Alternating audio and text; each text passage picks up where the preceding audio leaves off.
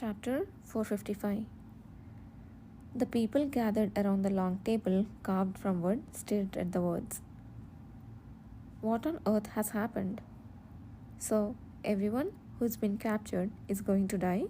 Like the Gale and Doyle brothers? What happens to us then? Do we have to leave this place? It's all clearly because of Nahan. As a woman with thorns covering her arms loudly mentioned Nahan's name, all eyes instantly turned to her. Anyone else would have kept their mouth shut, overwhelmed by the tense atmosphere, but she confidently stated her opinion. How long has it been since he stirred up trouble in the capital, and now he stayed in the west to help Archie? If I had found him with the cavalry, I would have captured him immediately. This was all foreseeable. ...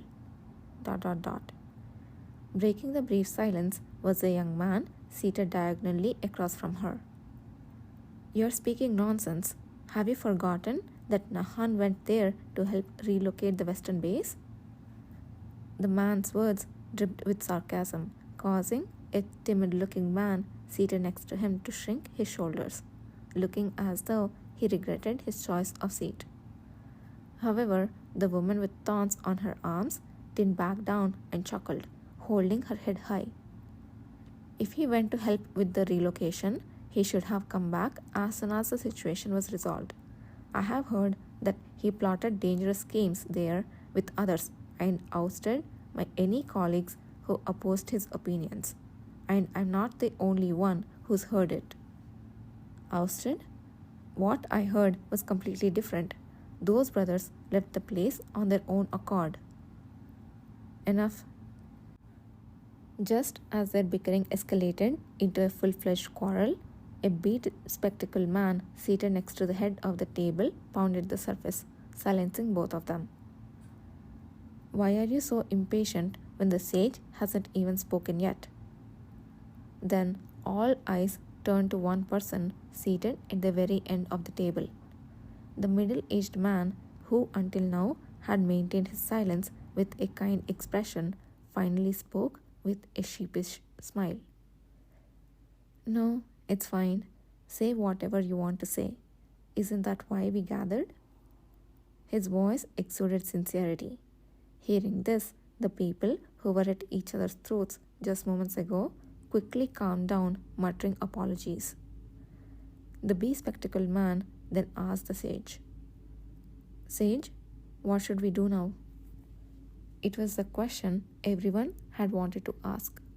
The sage, receiving the desperate gaze, pushed up his worn glasses that had slipped down his nose and spoke. Well, the only news we have received so far is one uncertain piece of information that they might have been captured, isn't it? But considering Brother Hosanna is there, do you think our brothers and sisters would be so easily caught? That is true, but all we know is that Nahan tried to help Sister Urshi there. We don't know anything for sure. His actions likely came from a heart nobler than any, a true reflection of his character. ... His was a truly soothing voice. As they listened to his cautious opinions, everyone in the room felt their anxieties gradually subside, even those who had been criticizing Nahan. To be honest, I am the one who sent Nahan there. I should be the one to apologize to everyone. There is no need for such words, Sage.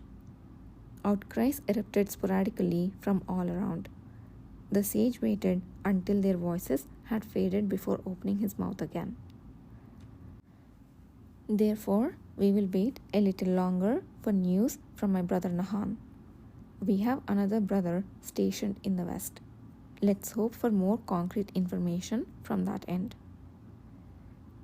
What should we do if everyone, including Nahan, is captured? Would they really have to move their base once again?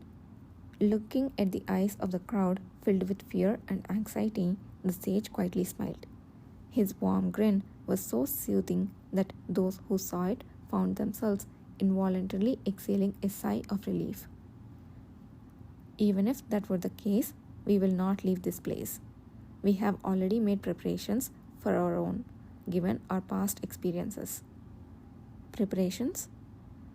For a few months now, we have had the fortune of being aided by some individuals. Thanks to their help, Nahan and his men were able to rescue many from the house of Apeto. At the mention of the Apeto house, many exchanged surprised glances. They all knew that Nahan had ventured into the main residence of the Apeto house to rescue several awakeners, but they hadn't known the backstory. A while back, through that connection, we were approached by someone quite special who resides right at the heart of the capital. He is young, deeply troubled, and struggling, yet he has reached out to us for help. The heart of the capital could only mean the imperial palace. Who among those in the palace was young and mysterious enough to seek aid? There could only be one, the crown prince destined to be the next son, Kashtian Lahore. Those quick to connect the dots swallowed hard. Could it be? I have considered it for a long time, but I have decided to accept this request. A far greater wave of excitement spread throughout the room, even more so than when they first heard that Nahan and his comrades in the west might be captured.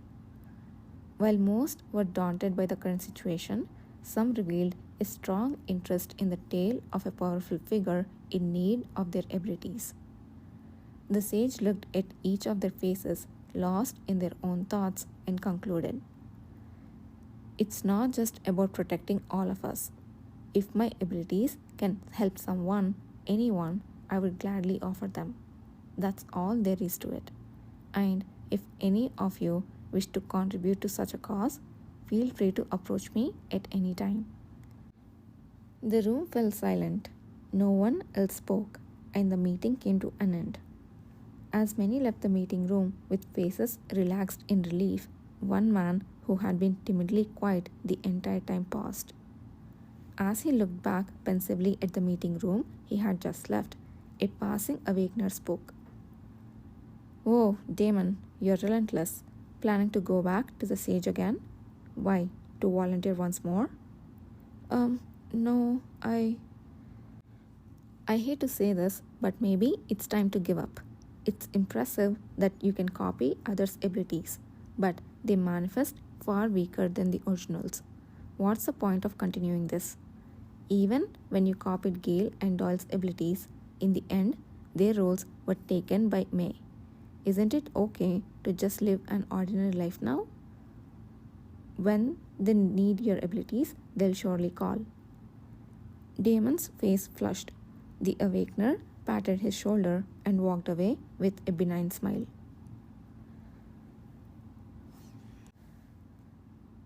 The return journey of the cavalry proceeded as quickly as advancing flames. Of course, the actual speed wasn't much different, but the mood made it seem so. With all tasks successfully completed, there was no burden in their minds, and the lack of burden made their steps infinitely lighter. Despite walking and running all day, the members felt no fatigue and laughed. A few days after their departure, those who have started from the Great Serene Forest joined the group. Greeting their colleagues whose skin had paled from lack of sunlight due to running through dense forests, the members of the cavalry happily exchanged greetings. Yidir also had a hectic reunion surrounded by Gakane, Jimmy, and other members responsible for the Great Serene Forest. "Yidir, you have fully recovered. I'm so happy to lock eyes with you again. I'm really relieved." "Hey Yidir, can we have a duel tonight? Everyone says I have improved my abilities a lot. You will be surprised if you see it." Though still bandaged from his injuries, Gakane's face was much brighter than before, and Jimmy, who had grown taller, eagerly talked on both sides, making it impossible for either to concentrate. Standing beside them, the elder siblings, reunited after a long time, held hands with relatively calm expressions. "Let's test our abilities against each other as soon as we get back, Finn." I will do better. What are you talking about? I will do better.